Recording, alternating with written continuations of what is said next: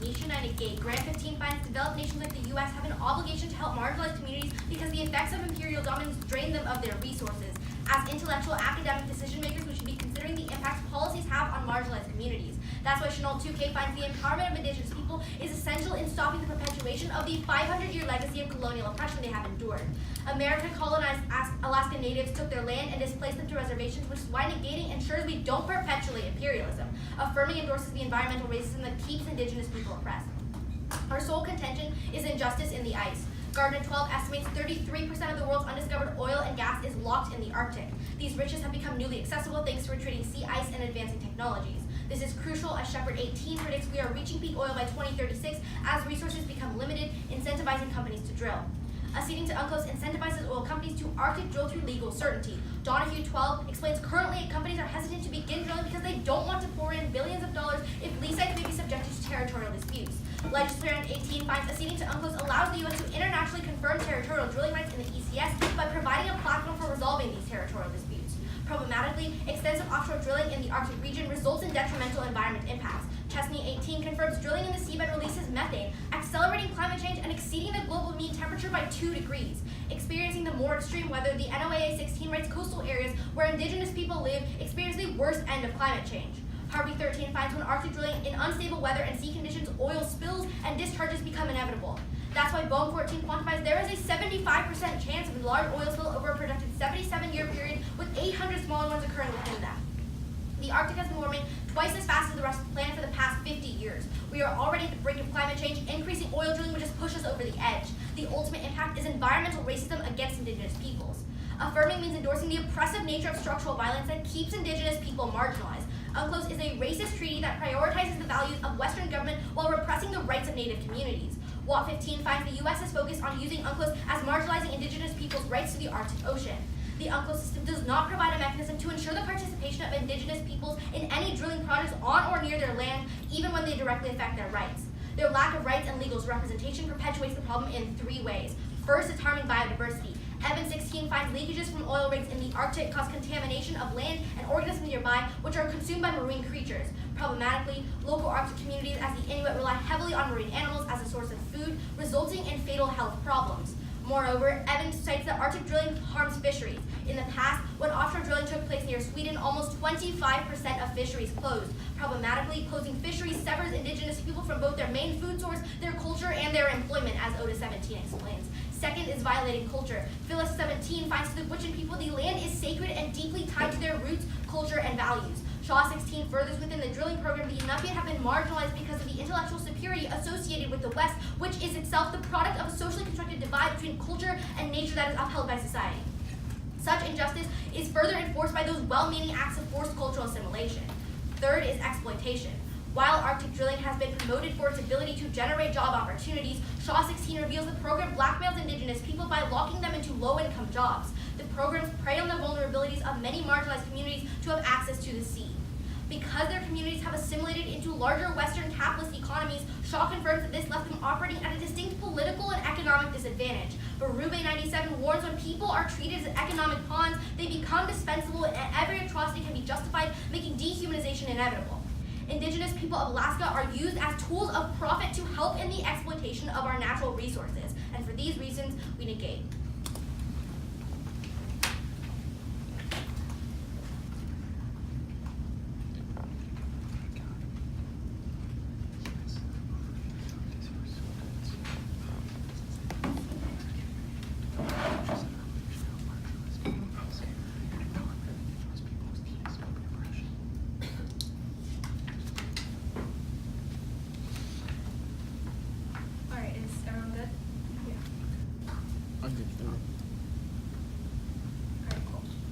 Nicole and I affirm contention 1 is suspension of tension.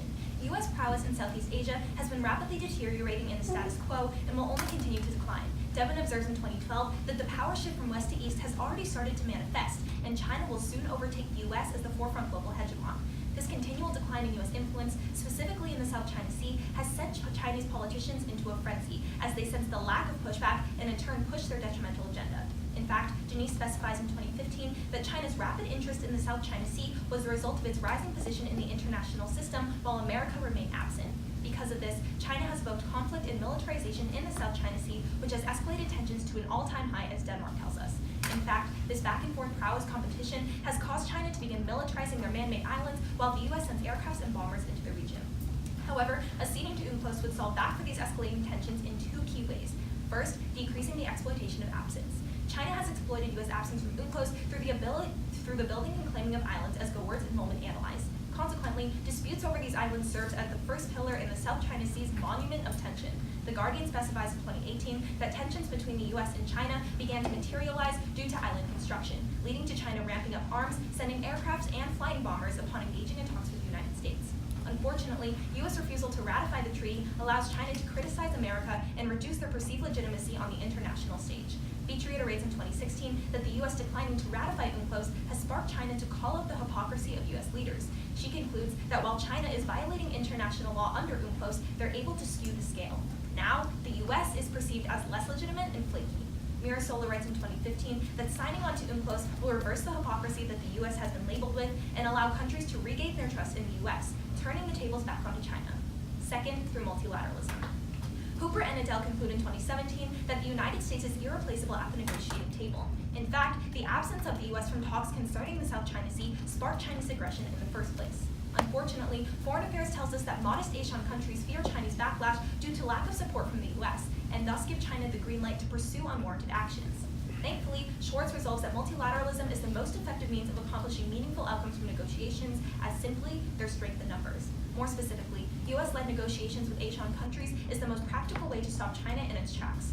However, Mirasola also accredits decline in multilateral negotiations to U.S.'s failure to join UNCLOS, as the absence leaves multilateralism open to rhetoric attack by countries like China, disincentivizing other Asian countries from engaging. Though, acceding to UNCLOS would provide the cushion these nations are lacking, as Adele would go further. With the formation of a united front, the U.S. and Asian countries enabled the takedown of China. Buzinski solidifies in 2012 that U.S. accession would reshape the nature of these disputes and how they are negotiated, prompting China to settle for a favorable agreement where regional territorial claims would be adjusted, an outcome impossible prior to U.S. involvement. The impact is trade. The status quo is a world where tensions in the South China Sea are increasing on a daily basis. Decreasing these tensions is key to stabilizing our trade relationship with China.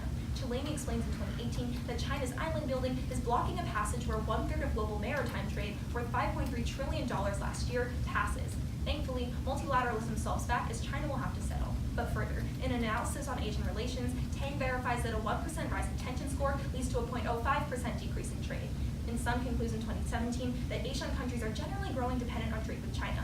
This dependency, coupled with the wavering trade dynamic, opens up everyone involved to the risk of price shocks. This is especially important when A, and for the Center for Global Development finds that trade is a key tool to bring food security to 800 million people around the world who remain chronically undernourished, and B, the World Health Organization, who finds from a meta-analysis that trade is key in reducing poverty worldwide.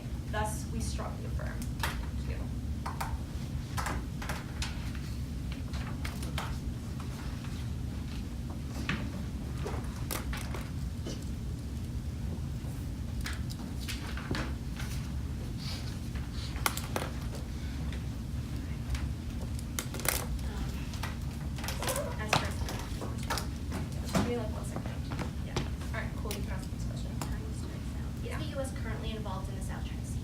Yes, with hard power. I guess. So why hasn't that done anything to prevent China from exploiting these? Well, I would say that soft power in general is just more sustainable than hard power. Like in your world right now, in the neg world, tensions are at an all-time high, as Denmark tells us, which means that hard power isn't really doing anything, right? At that point, we can only look to soft power under the affirmative world, which is multilateralism. Power, is the U.S. involved in like any negotiations with Asian countries? Yeah, Asian countries, but not China, which is what really matters. But Asian countries are currently working with China, right? There's this whole thing where like the United States and Asia are working together to combat China. Is that correct? Yeah. So like, right now, no. Can you tell me like what specific negotiations U.S. and Asia are having against China, like without about their islands? About their islands? No, like the only negotiations that are happening are between like Asia and China, which is about like trade and not like territory. Okay. But can I ask you a question? Yeah, go ahead. Okay, so can you tell me like why does voting neg do anything for these indigenous people? Voting neg basically says that there's going to be like, it's basically a signal that's like, oh, we care about these indigenous people. Voting acting turn just perpetuates the problem and actually increases the But is the signal actually going to do anything in the context of helping these people? In this case, we would say yes, because we are exposing the problem to everyone in this room. So spreading discourse is the most important thing, right, according to you? Yeah, to an extent. Can I have a question? Yeah, sure, but like if So when has China ever actually listened to an international treaty? Well, I would say that, like, I know where you're going with this. There's no historical precedence of, like, China listening because the United States and ASEAN countries haven't worked together before under UNCLOS because So why is obviously the United UNCLOS States is unique part of UNCLOS. to U.S.-China relations? Okay, here's the thing, right? So basically, the U.S. acceding to UNCLOS will mean that they'll work with ASEAN against China. This is really important because when there's a united front against China, China is going to be forced to come to the negotiating table because they're going to have both ASEAN and U.S.'s wrath, like, at their presence. But can I ask you a question? Yeah, go ahead. Okay, so let's go back to this whole spreading discourse thing, right? Okay. So you talk about how, like, spreading discourse is the most important thing. But, like, if this were true, then why didn't you give evidence to people in your lab about Indigenous people when they asked you for it, like, 3 times? We did. We put it in the folder. We It's literally put it in not the folder. Yes, it is. Okay, but that's I not can important, guarantee you that it is. Okay, you can ask me a question. Yeah. So, when is like their tensions currently in? You say their tensions currently in Yeah, they're at an all-time high. So so how Mark does says. increasing soft power then suddenly decrease tension? I would say that, like, soft power and multilateralism is the most effective means of doing this, right? Extend Schwartz from Case, who basically tells you that multilateralism is the most effective means of stopping, like, disputes. What does multilateralism depend on? Like, what is the key to Multilateralism depends on multiple countries negotiating. Are there currently multiple countries negotiating? Well, they're not negotiating effectively. That's what we're telling you. The only way to negotiate effectively is if the U.S. actually jumps in, because right now it's really one-sided, right? Like, Is there if evidence that China will absolutely listen to the U.S. if the U.S. joins UNCLOS? well, yeah, Kuczynski. No, like physical evidence from China saying if the U.S. joins, I will stop doing whatever. Well, I'm regardless of whether China wants to or doesn't want to, they're going to have to, right? Because they don't want the wrath of both ASEAN and the U.S. combined. Like, that's the thing. Okay. doing. There's like 6 seconds. Yeah, we just.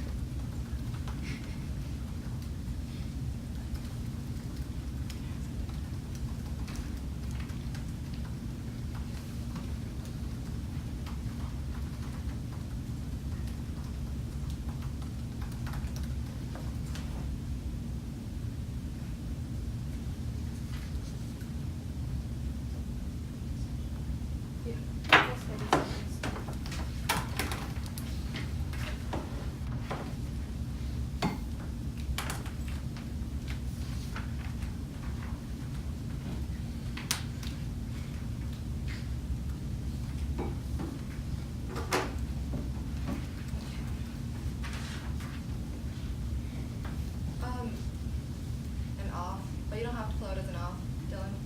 You don't have to flow it as an off, you can flow it as a framing, but yeah, it's just a discourse off. And then preempting what they're gonna say to our off, and then preempting what they're gonna say to our framework, and then going down to our case. Onto your case or their case? My bad, that case. Okay. Where so off, defending case? Defending framework and then case. Okay. Yeah. Okay. Wait, is the framing different from the off? The framing is, yes, it is. It is talking about the Chanel card. Okay. Yeah, that portion. Okay. Is everyone ready? Our interpretation of the role of the ballot is that you should vote for the negative because we engage in active discourse about the marginalization of Indigenous people. While we don't benefit the greatest amount of people, we advocate for those who are excluded. Talking about non-traditional arguments such as the structural violence argument from our case has the largest real-world implications of this round. This has 2 implications. First, making it okay to make non-traditional arguments in public forum. Excluding debaters for running non-traditional arguments excludes minorities and disadvantaged peoples from the debate space. Non-traditional arguments provide an outlet to hold and share extremely important discussions about a wide range of issues that we can change. Voting negative ensures that we spread this discourse to finals. This is why we have to win this round in these so we can educate other people about the environmental exploitation that exists in the status quo. This round is being recorded right now. It might go up on PF videos. This educates the next generation of debaters. The role of the judge is to vote for us so we can educate the entire camp in finals. But second is opening the floodgates. In our case, we read an argument about structural violence. Voting con today in today's round means that these arguments are not confined to the national circuit. It means that the local school with a traditional coach cannot hide behind their normalized and exclusionary barriers in this debate. They cannot avoid learning about or thinking about the preparing for non-traditional arguments. Our style is to coming to local circuits everywhere. Camps are where debaters learn basics, and voting con shows that it is okay to run structural violence arguments on the circuit. Your role as the judge is to vote for the team that best impacts the real world. Your ballot is a referendum on the future of public forum. Your negative vote signals that PF is ready to change for the better. But then they're going to say that we didn't give evidence about Indigenous people to our lab. There's 3 problems with this. First, check the folder. We have our cards in there. But second, they asked for our framing card, which is Chanel's. I didn't send it to them on on time because it was during the tournament when I was busy prepping out my opponents. They never texted me asking for the card, but instead they tried to point it out after the round was over. But third, the discourse we are linking into isn't about reading a card, it's about hearing an actual debate happen about the structural violence on Indigenous people. But then go to our framework. They're going to try to say that they empower Indigenous people with economic benefits. 3 problems. 1, the intention of the policy is what matters. Their policy action is not being done with the intention of helping natives and stopping colonial oppression. It does not matter that UNCLOS helps the Indigenous people as a side benefit. The intention is key. This still feeds into our Berube 97 analysis, who warns that people are treated as things, every atrocity can be justified, making dehumanization inevitable. But second, it literally brands them with a dollar sign. We can't just throw money at a problem and expect it to be fixed. This is really messed up, and it feeds into our Berube analysis again. Indigenous people are forced to assimilate to the Western capitalist economic structure, which describes them to a status of being disposable. But third, economic benefits through jobs are the thing that takes away their way of life and their culture and religion. Our argument on environmental exploitation comes before their economic benefits. But then go to their first contention on the South China Sea. First, you can delink this because Giara 12 explains that China has been changing the treaty to its own benefits. The U.S. accession to UNCLOS will not help an increase in hegemony in any way because China has already tampered with the laws of it. As Bluthal 12 finds that if anything, by ceding, the U.S. will signal approval of these interpretations. But second, there is no past precedent because Tam 18 finds that even though ASEAN countries, along with the United States, have prioritized regional peace and diplomacy over military strength, China has advanced significantly in the South China Sea. Further diplomatic actions will not help and stop Chinese expansion. Only military power will have a meaningful impact. But third, you can turn this against them because American naval power is constrained, as we see to UNCLOS.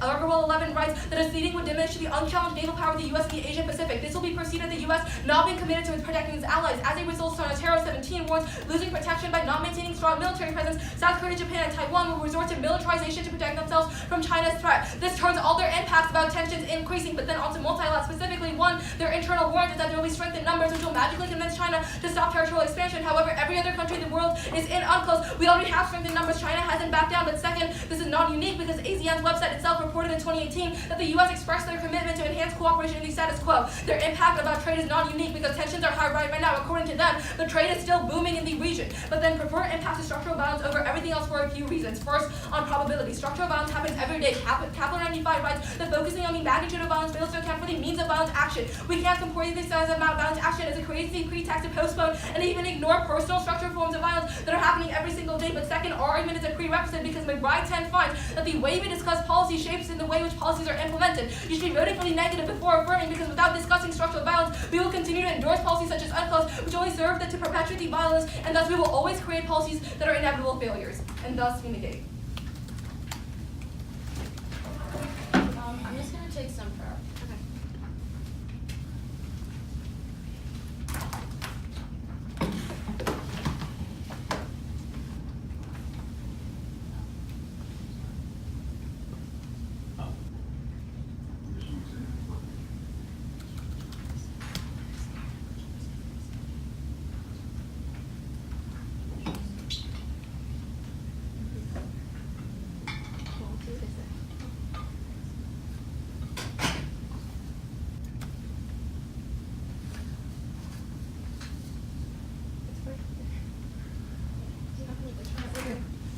That was 35 seconds.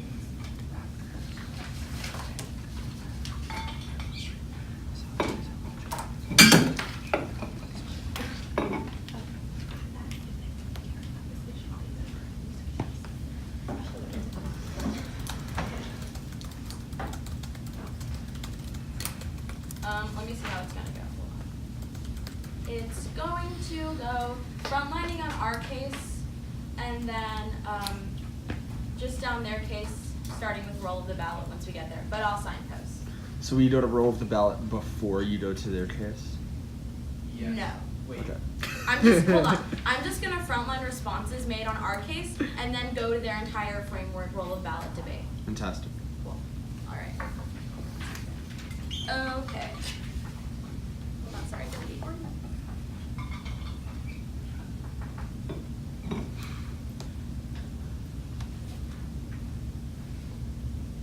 Okay.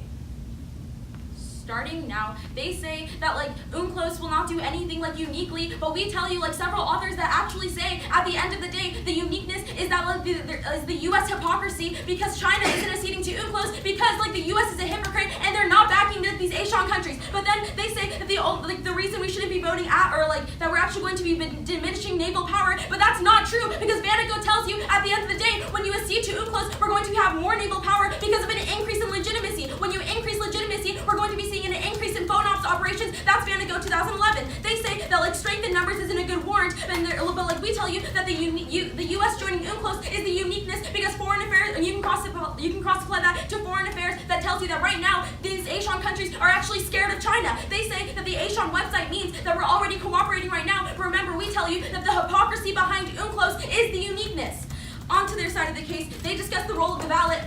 A few things here. First of all, voting negative doesn't do anything for the indigenous people. The role of the ballot should be Congress. One, because Congress actually has provisions to protect the indigenous people. The Department of Interior, who actually gives out the permits after USC to UNCLOS, they give out permits to to actually drill in the offshore. They're comprised of a whole bunch of indigenous people. So when you're Congress and when you're the role of the ballot, you actually get to consider indigenous people. Obviously, they don't know that. They didn't do the research. But when you affirm as Congress, you get the best of both worlds. You get to solve one for the South China Sea conflict, which is already on high tensions, and you have Native American representation. Also, discourse is already happening right now because we're going to be on PF videos. There's no reason for this to be in finals. Then they say that voting neg is a signal. I'm sure the signal's really clear, everybody. Then they go ahead and tell you that we can't be looking to utilitarianism. Waller in 97 tells you the only way to evaluate policy making is through util, because any other attempts to put one group against the other makes it kind of like a pissing contest. You can't. This is harmful because it shifts away focus from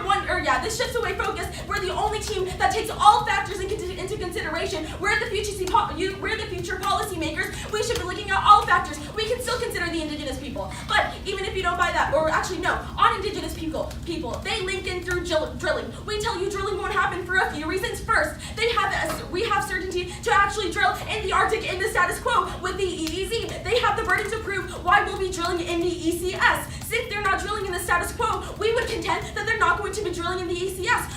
A few reasons. They're not drilling in the EEZ because it's too deep and it's too difficult. And we would contend that the ECS is inherently more difficult. They have the uniqueness to prove why would we actually be doing it in the ECS. Then their only link is peak oil. But Kalkman tells you that this is highly unlikely to occur in the medium term and improbable in the long term because total accessible reserves are growing every year thanks to increased exploration for both conventional and unconventional oil and improved oil technology as well as horizon wells. But even if you give them that link, first of all, according to the National Academy of Sciences, there's 63% of hydrocarbon pollution in U.S. is emitted from the actual nature. But we tell you only 1% is from offshore drilling. Also, Schneider in 2012 finds that the U.S. is the best way to actually start drilling. We tell you that this is because of our technology and our oil spilling effort.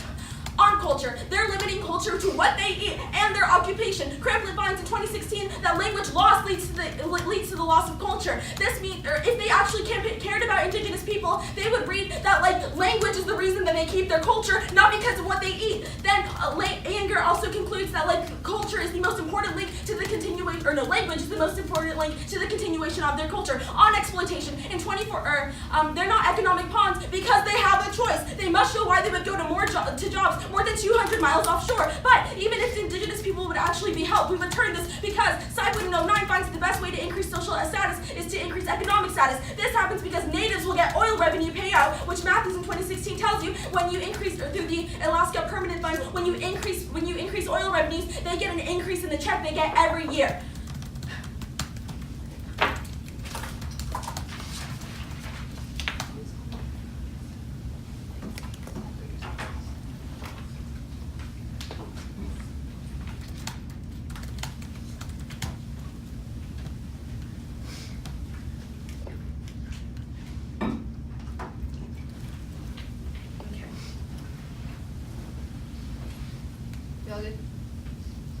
Did you know about the colonialism and the environmental exploitation that happens in Alaska before this topic?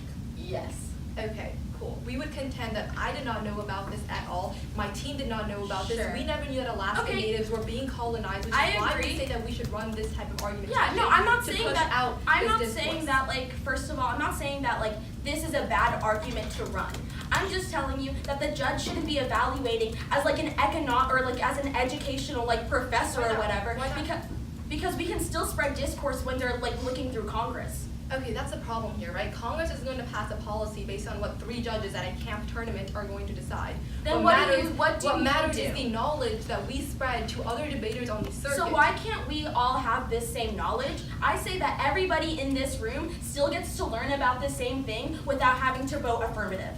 That's not true, because Why? only when you vote negative do you see that structural violence impacts should be run on the national circuit, That's that they not should tr- be included in public No, forum, I which mean, means that it It's pushes to me, people. I'm sorry, but it Wait, wait, seems to me like this Hold is a on. cop-out. Hold on, Nicole, Sure. hold on for a second. Okay. Exactly what I was trying to say in my roll the ballot weighing is that these structural violence impacts should be run in public forum. They should be run on the I national agree. circuit because it educates Sure. people on all You the can different still- forms you of can structural violence that listen, exist, not only you in can this topic. Hold on, listen. You can still run these structural violence impacts and not automatically win every round.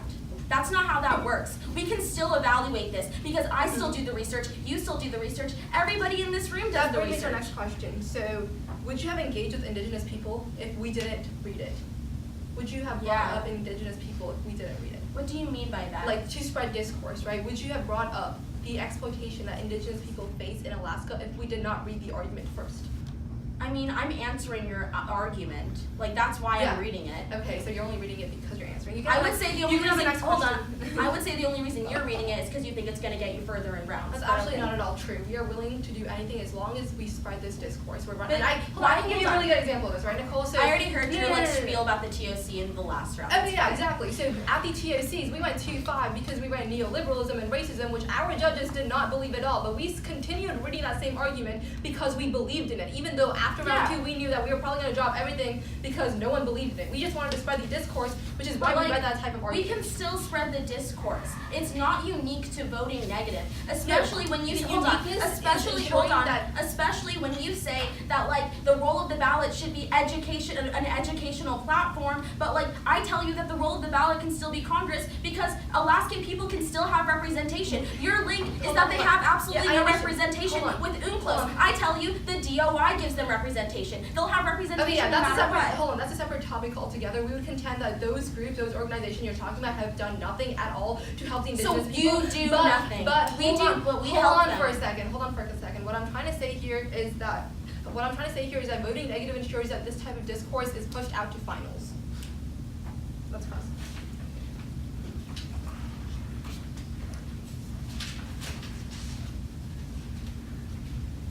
Okay, I'm ready to take practice.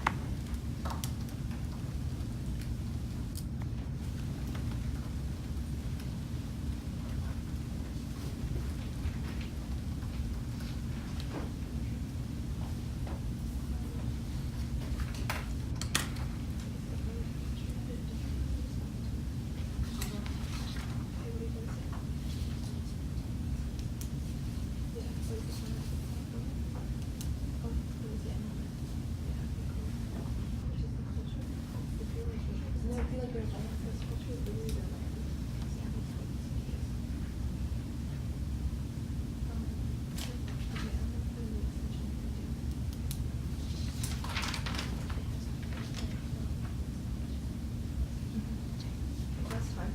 That's a minute and 8 seconds.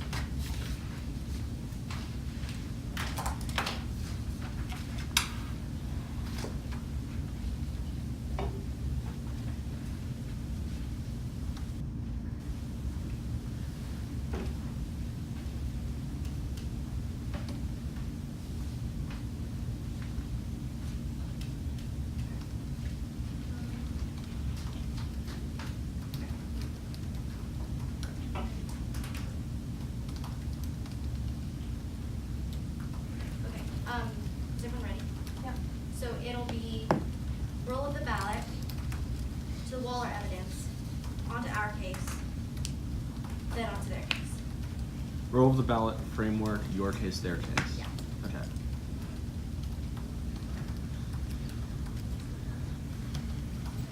The role of the ballot in this round is to vote for the team that is going to engage in this type of discourse. The act would not have talked about Indigenous people if they did not hear our case first. The Waller evidence. We say that this is the exact rhetoric that justifies oppressive policies like UNCLOS to push out the marginalized minority for the benefit of the rest. Second, the judge in this round isn't a policymaker, but more so a critical academic who's criticizing the UNCLOS treaty. This is why engages in active discourse about the marginalization of indigenous people. While we don't benefit the greatest amount of people, we advocate for those who are excluded. On our case, voting negative ensures that we spread this discourse to finals and beyond. To win this round so we can educate other people about the racism that exists in the status quo. The role of the judge is to vote for us so we can educate the people in the other room who haven't heard this argument. She says herself across that they wouldn't have brought up indigenous people if it wasn't for us. That's why we need to vote for us, because we start this discourse. They say that Congress is what matters, but realize that Congress isn't going to be passing a law based on what a camp round decides. What can be controlled in this round is the message that you judges push out, which is that structural violence is an argument that should be run in public forum. If you don't vote for us, you send a signal that structural violence doesn't matter at all. The people in the other room haven't heard us engage in this argument, which is why we need to proceed in this tournament. They say that they empower the indigenous people with economic benefits. They don't interact with this from rebuttal. First, the intention of the policy is what matters. The policy action isn't being done with the intention of helping the natives and stopping colonial oppression. It doesn't matter that UNCLOS helps the indigenous people as a side benefit. The intention is the key that feeds into the Berube analysis. And second, it literally brands them with a dollar sign. We can't just throw money at a problem and expect it to be fixed. This is really messed up and feeds again into our Berube analysis. Indigenous people are forced to assimilate to Western capitalist economic structure, which subscribes them to a status of being disposable. And third, economic benefits on jobs are the thing that takes away their way of life. Our argument on environmental exploitation comes first. On our impacts first, culture. Evan says that it violates their culture because large oil spills contaminate their land and marine cultures, and it's directly tied to their religion, culture, and way of life. And second, exploitation. Shaw says drilling companies prey on the vulnerabilities of marginalized communities who have access to the sea, blackmail indigenous people by locking them to low-income jobs. They are treated as tools of profit, which Berube finds makes dehumanization inevitable. They say that we have the legal certainty to drill right now, but the thing is that it's eventually going to spread, and we're going to end up drilling the Arctic anyway. But second, oil spills. And we're talking about oil spills, not carbon emission. And going to the fact going on to their case. So we talk about how there's no past precedent. Again, we literally explain to you with historical precedent that there's not going to be anything, that China isn't going to actually change their actions. And for these reasons we engage. We're gonna take prep.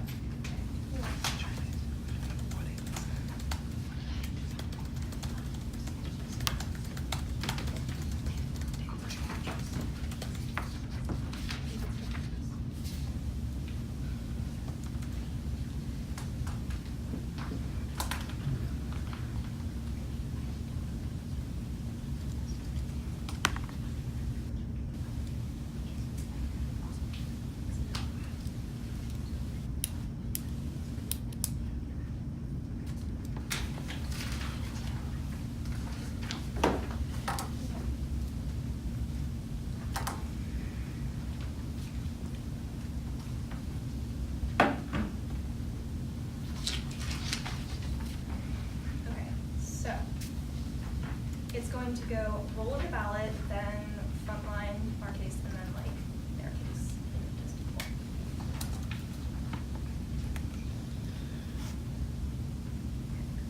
Everyone good? At the end of the day, we would argue that the role of the ballot should actually go to Congress, because remember that Native Americans will actually have representation when you look to the Department of Interiors, which provide the permits for people to go and drill in Alaska, which is in the Arctic, which is actually comprised of Native Americans. So this lack of representation that they're talking about isn't actually true, because the department that actually provides the permits for people to go and drill in the Arctic is comprised of Native Americans. But remember that voting app doesn't actually stop discourse from happening. All of us in this room are learning about this right now, and this is literally going to be on PF videos, so their whole thing about spreading discourse is still going to happen because we're all doing the research. But next, let's talk about our app. Remember that the most important office that we got off this is multilateralism. Remember that right now in the net world, tensions are at an all-time high, as Denmark is telling us, and that's really bad, because actually if you accede to UNCLOS, then that'll uniquely allow the US to interact with Asian countries against China. Once Asian countries in the US form a united front, that's when foreign affairs tell you that the Asian countries are actually going to stop being afraid of China, where we can see actual multilateral negotiations going on. This is really good because Schwartz tells you from case that multilateralism is the most effective way to solve disputes. This is really important because we can't really solve for what they're talking about, but we can solve for these decreased tensions, which will be the most important because it impacts to trade. Let's talk about trade, right? First let's talk about how they say there's no past precedent. Of course there's no past precedent because the United States and Asian countries haven't been under UNCLOS before against China. Remember unresponded Brzezinski, who tells you that China will be forced to settle for regional agreements. But next let's talk about trade. Remember that trade and poverty affect the lower classes before anyone else. So actually we can affect all these people in these Asian countries and these indigenous people. But next let's talk about indigenous people. Remember that rejecting this resolution doesn't actually do anything. We're actually giving them representation because in Congress, remember the Department of Interiors, that whole thing. But next, let's talk about drilling. They have to prove uniquely why companies will go and drill in the ECS rather than the EEZ. We would contend that EEZ drilling is going to happen first, so all these impacts are going to manifest. That's not unique to UNCLOS. But next, we'd actually tell you that peak oil isn't going to happen because of Kaufman, who tells you that oil reserves are expanding and they will continue to we're not actually going to see this. But next, let's talk about native revenue payout. They say that we're just throwing money at the problem. This isn't actually what we're talking about. We're talking about like the fact that we can actually solve, because of Seb, who tells us that like at the end of the day, economic power is what gives you the most power in society. This is really important. Oh, I'm out of time. But this is really important because with the most economic power in society, that's when the indigenous people are going to have a voice. Don't let them don't vote off of this just because they say you should.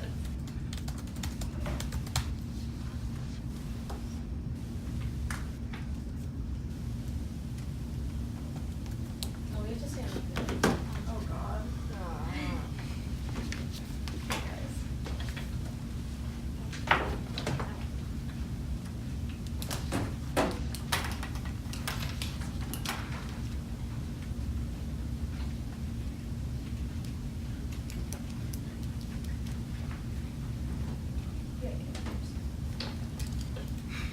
Alright, is everyone good? Yeah. Alright, cool. You guys have the first question. Starting now. Will we eventually run out of oil? No. That's what Kaplan How? tells you. Oil is Tell me that oil is I mean, I'm telling you that like Why? maybe we'll run out of oil, but that's like maybe 200 years from now or whatever. Like you don't actually give us like when we'll run out of oil, like I actually. mean, I would not contend. really. Yeah, I would. Why just, didn't hold you on. just? I understand that you're gonna make this like time frame argument saying that like exploitation happens really like far down the line. No, that's not what I'm saying. I don't. Okay, We don't say Yeah. exploitation happens really far down the line.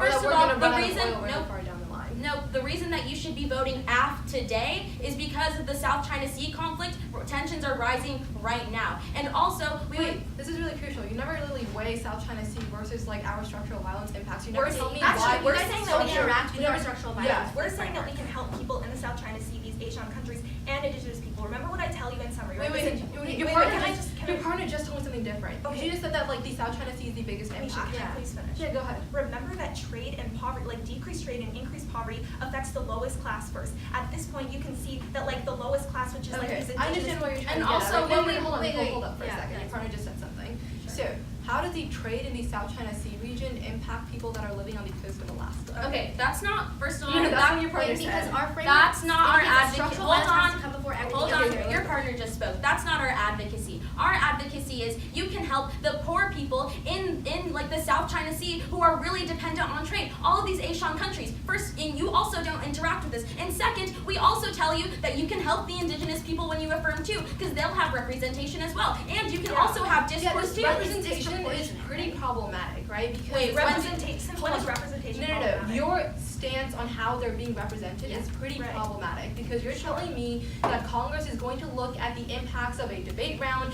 in high school and No, they're going to that's- pass a policy hold on. based on that. First of all, I think it's kind of like messed up that you're limiting everything to just like the fact that we don't get to go in Congress and actually do that. You really sure, don't. maybe this is role play, but at the end of the day, we can still have your Yeah, impact, that's the- which is I think discourse that's the when you that's refer- the hold on. That's the fundamental difference, right? Because we're telling you that role playing itself is problematic. The No, I only agree. thing, the only real world impact coming from this round is what the knowledge that people at this camp and actually get. everybody's going to get that knowledge. I And know anyone anyone who here knows- has heard but, for like, indigenous them voting people nay argument, okay? indicates that, We like, all know about it. That structural violence is That's extremely not important true. and cannot just be Hold ignored. on, hold on.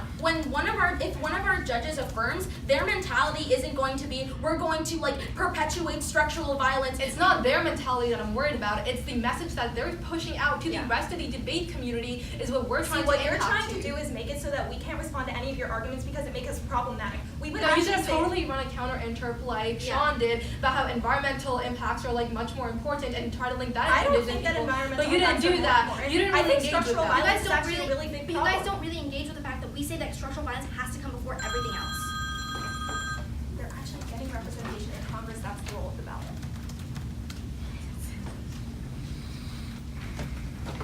We're gonna take the last 20 something seconds of I think it's like 25. Yeah.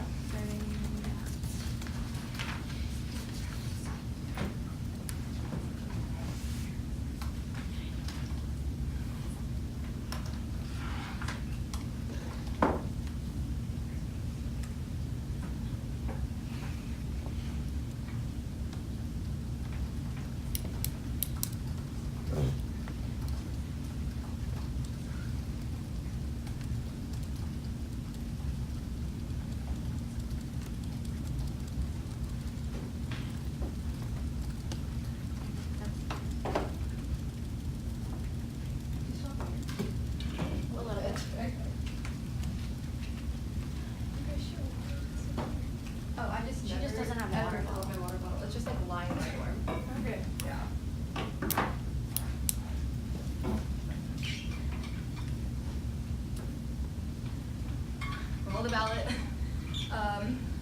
Roll the ballot, and then, yeah, we're just gonna stay there for like at least a minute, and then we're gonna go down to our case.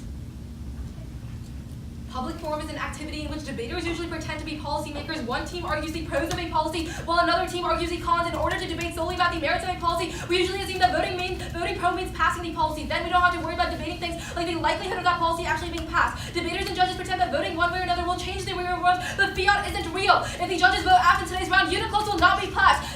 The debate we're having right now does not leave this room. The only thing that does is the knowledge and discussion fostered by this round and how we learn from this round. Judges are told to vote by the better debater, but in today's round, the judge should vote ignore fiat and instead prioritize the real-world implications of this round, which includes A, how debaters talk about arguments, B, how participants think about the issues we discuss, and C, how participants think about the style of debate in public forum generally. On our case, voting negative ensures that we spread the discourse in finals and beyond. The role of the judge is to vote for us so we can educate the people in the other room who haven't heard this argument. She said that herself in class that they would have not brought up indigenous people if it was not for us. That's why you need to vote for us, because we're the ones that are actually starting this discourse. Then she says that Congress is what matters, but realize that Congress is not even passing a law based on what a camp round decides. What can be controlled in this round is the message that you as a judge push out, but with structural violence, that is an argument that should be run in public forum. If you don't vote for us, you send the signal that structural violence does not matter at all. The people in the other room haven't heard us engage in this argument, which is why we need to proceed in the round. But then they say in grand cause that really care about structural violence too, but if they care about structural violence, they would have conceded the round so that we can push out further, or they would have said that, hey, maybe like if we go to finals, like we'll give you their case and then they can like run our case in finals so they can start the discourse too. But then they say that they empower indigenous people with economic benefits. They don't interact with this in rebuttal. First, remember that this brands them with a dollar sign. We can't just throw money at a problem and expect it to be fixed. That's where it leads into our ruminating analysis saying that this dehumanizes them, and the second realize that the economic benefits they're getting through jobs are come with like taking away their way of life. Our argument on environmental exploitation comes first, but then onto our case, they say that they have the legal certainty to drill an EEZ. But remember what Andrea says first, we are not at peak oil right now, but we're approaching peak oil. But second, there's a higher oil flow in the ECS. This is where companies have the incentive to drill. Problematically, the U.S. has overlapping territory disputes in the ECS, which is why legal certainty under UNCLOS uniquely incentivizes companies to go there. This is really crucial because Shaw 16 tells you that once oil companies start drilling, there's going to be job blackmail, which means that they're going to be exploited. This is really problematic because we outweigh two ways. One, on probability, structural violence happens every day. Remember Kepler. But second, our argument is a prerequisite to everything else in this round. That's why we debate. Alright, we're gonna take the rest of our time, if that's okay.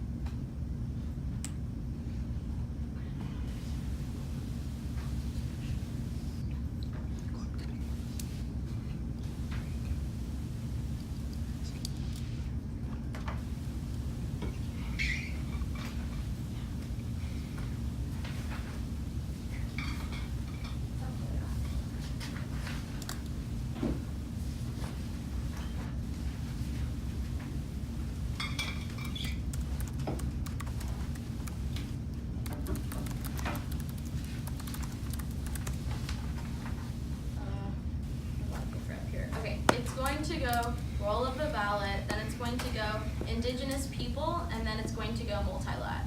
All right, is that clear? Roll of the ballot, indigenous people, then multilat. And then wait. Move this.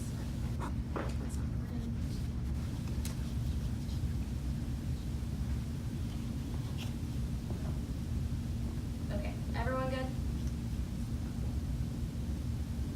Alright, so starting off with the roll of the ballot, we contend that the roll of the ballot, being Congress, is one of the more educational than the roll of the ballot being this educational, through this educational lens for a few reasons. One, because we can still educate people, and two, everyone already knows about this discourse. We already know about indigenous people. We would say that they did their job pretty well. And second of all, they say we need to be looking at real world implication. We do look at real world implication. Policymakers should be looking at all of the factors, and that's what's unique to the affirmative. We're not just looking at the indigenous people, we're looking at the indigenous people as well as the South China Sea conflict and oil. But then going on to where they say we should concede. Why didn't they concede if they, just like Alan he did in his octafinals round to talk about this? He didn't, because they just want to win the round. Onto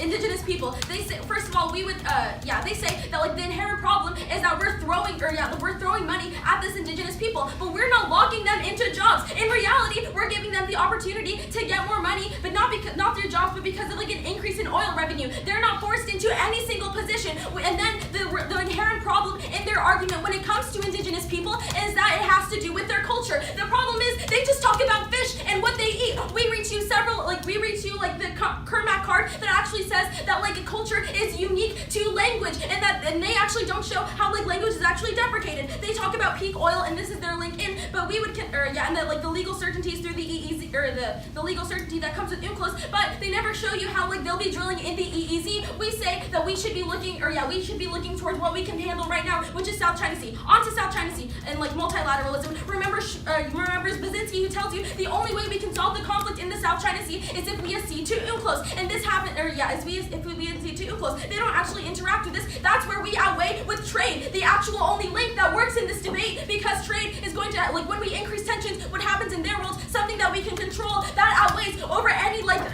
of their indigenous people arguments that they don't actually fix. We represent everybody.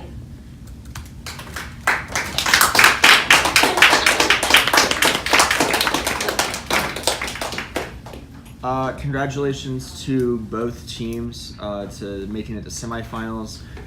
It is a 2-1 for the affirmative.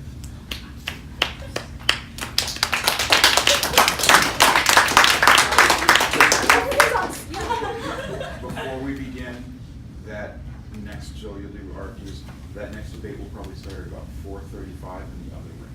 Okay, so plenty of time. Thank you. You can probably guess who squirreled. So I'll start, I guess, then as a squirrel. So I think there's a few different ways that I can vote con in this debate. For starters, there's no the first place you have to start, I think, is like the role of the ballot, and it's like basically it's like discourse in round versus pretending to be Congress. And at the end of the round, like I'm given zero, like there's no warranting in final focus as to why to prefer Congress over like you have warrants in some in like rebuttal, and they're actually good warrants, and you have some warrants in summary. Those aren't in final focus, and so like. First of all, there is no warranting as to why I should prefer Congress, no comparative analysis. But I'm also inclined to believe the negatives arguments, or the negatives warranting, just saying that like fiat isn't real, which it obviously isn't, and we all know that. And like the discourse happening in this round, or like the discourse in education happening in this round and in future rounds, etc., is like probably the only the only real world impact that comes out of this. So.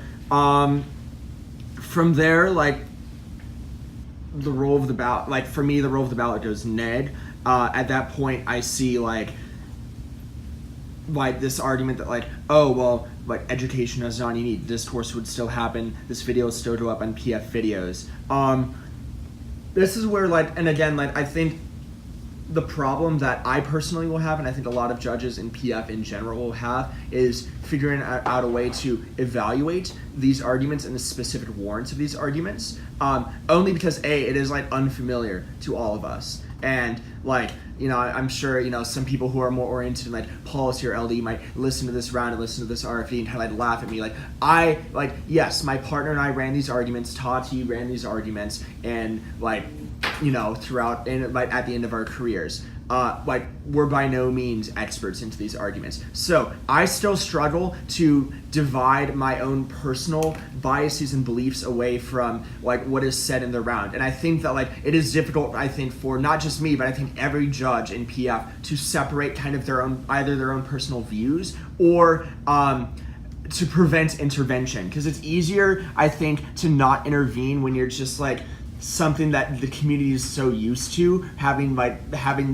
debated, like, you know, economics and international relations, and it's easy to like look at things like on a flow when you have like a card and just a set format like a statistic or a warrant, and it's far more difficult to kind of evaluate and extend and like do comparison and like things that aren't that and that are kind of new and unfamiliar. So I can understand why like my decision would be different from you know, Dylan and David's decision. So I think that like in general, saying the argument that like, oh, like people will know either way and like education will still happen either way bites into their argument. That's like, well, then that just like delegitimizes the whole point of these arguments and delegitimizes like running these arguments, because now people just say, oh, well, you read the argument, now the discourse has happened, etc. And I think that kind of like bites into that. I think that like that's not necessary for why I voted in the round, or how I voted in the round. I think that like the cleanest place to vote is actually on the neg case, which is a little like weird given that like the upper link level debate is a little messy. I think that aside from the role of the ballot, if you look like at the end of final, like in the final foci, there is almost like the only argument that the pro extends on the link level is that they don't tell you when the drilling happens, and they extend this like Kremley evidence that's like language loss. Like the language argument seems like mitigation. Like they didn't like, why did they talk about other types of culture and we talked about language? Like I don't see like how you link into language through anything in your topic, and I also don't see like why the two are mutually exclusive. So that's like mitigatory defense at best. So if I buy like the probability weighing from Kapler, which is in rebuttal and is dropped, and I think it's fair game to extend from rebuttal to final focus, like defensive or weighing arguments that are, if you're the first speaking team, like probability comes first, I'm inclined to vote on like the very strong probability that like when you increase oil drilling, given that by the end of the round the oil drilling is uncontested as a link and it's just like weighed against in terms of time frame, like probability is very, very high, especially compared to the pro case where it's like the pro extensions, which is like your only offense in round, is like a blip of about like maybe 10, 15, 20, not even like beyond 15 seconds of like poor warranting and like not really an impact. Like there wasn't an impact in summary either. So I think takeaway for y'all is that like y'all handled like their framework arguments and their role of the ballot like very well. Obviously you won the round. I think that you just need to remember to also be extending offense in the round and to make sure that you're not spending all of your time focused on what they're saying, but to make sure that you have time management to make sure that you're extending offense. Because at the end of the round, like if probability is the way that I view like weigh arguments, then like I vote con because of like a weakly extended argument that seems somewhat improbable or at least not fleshed out at all versus something that seems like very inherent per the Shaw evidence that they give. Also, like in a worst case scenario, if like I think a lot of judges would like look at this and be like, well, like the pro doesn't have an impact in summary or final focus, and the con isn't winning the link, and then the role of the ballot is like really hard to resolve. Like I could see some judges definitely like presuming neg or first, depending on their paradigm. So, Alan, I just want to ask you something really quickly. What Yeah. do you think about the whole argument back and forth about who should concede the win? Oh, yeah, that was something. First of all, I did not concede the round. Ahana did. So, in the future, please, if you're, like, it's not my round. It is, like, Ahana and I's and James and Brian's round, and it's, like, on YouTube. And I invite, and I think all of us would invite, like, that round to be talked about in the debate community as it has, and to be used in rounds like this. I'm of the opinion that teams, like, ironically, do not need to concede to spread discourse or talk about these issues, and I think most people are. We conceded simply because we were unfamiliar and, like, quite honestly, didn't really know how to handle that type of argument, but also to Ahana, it felt natural at the moment, and it felt like the right thing to do. Now, regardless of, like, their intentions, I don't think that it's, like, I honestly don't think it's, like, I think it's potentially morally incorrect or even just like impossible to determine like someone's intentions for like how they read an argument in round. Like obviously they're going to like obviously there's an element of like wanting to win the round and get to finals, but also I don't necessarily even know why that's a good or bad thing if like we're still educating people about these issues. And then obviously that what they are saying is true. And I know Nisha personally and how like at a novice tournament she was reading arguments like that, or like not a novice tournament, but like a local tournament with like one flow judge in the entire pool, a bunch of like dads who were from Silicon Valley and like were reading personal experiences on the H1B topic as like their main source of offense. So like I know her personally. That didn't factor into my decision, but I think that like it gets into really tenuous ground when you start to ask people what their intentions are in the round, and I think that creates a chilling effect where like, oh, I don't want to concede the round, so I'm not going to even get into this debate. Okay. I had a question really quick before. Alan, so you know how I said in my final that like if they asked us for our negative and like our framing and they used that in final to spread the discourse, like that would have been fine with us? Like what did you think about that? I honestly would have to think about it more. Like, and like, again, this is all very new ground, like new ground for me and new ground for PF. And like any answer I give now, will like could be talked about online to everyone who's like listening on this phone right here, or will be, and like I could get roasted in like YouTube comments or Reddit or get some like message from someone. So I honestly don't have a strong opinion. I know that there are times where like debaters have done this in the past. Like I know like at Emory I think or some tournament no, you know what it was, I think the reparations topic. There was 2 black debaters who were reading like anti-blackness or something, and like the other team was just like, so what if I like take your case, go to finals, and then read it for you because like I'm like better than you, and I'll be more likely to win. Like I feel like that's like, but like this is a different situation, so I don't have an answer for you. Sure. Okay, so my decision in this round is very like multifaceted. So on the issue of like the role of the ballot, one of the things that you guys were saying is like what message is this ballot sending? And a lot of what I get from you guys is like is the chilling effect that Alan talked about. Basically, like people should not be talking or opposing you whatsoever when you bring up any argument that has to do with minorities, women, whatever, right? So the way I see it is that like when you're saying that the role of the ballot should be like I should be thinking about what message it's sending, the message I see it sending is that other people who don't share the same opinions about you, about like minorities or whatever, like they should be shutting up and conceding you the round and that you should be moving on. And I just don't like that, like in thinking about that whole thing about like the signal it's sending, that's one aspect of the decision. But on the role of the ballot thing, I thought a big component for me was in summary or rebuttal. I think the side brought up about how the Department of Internal Affairs is like Native Americans have representation there, and that was like a really significant point for me because that basically showed to me like the inner workings of the whole representation thing, like that undermines your role of the ballot about how we should be making a decision with Native American representation in mind. And that's why I ultimately preferred the whole like Congress representation idea, because the Internal Affairs being a part of Congress, that's why I would say that like I flow that through and I evaluate that in the round.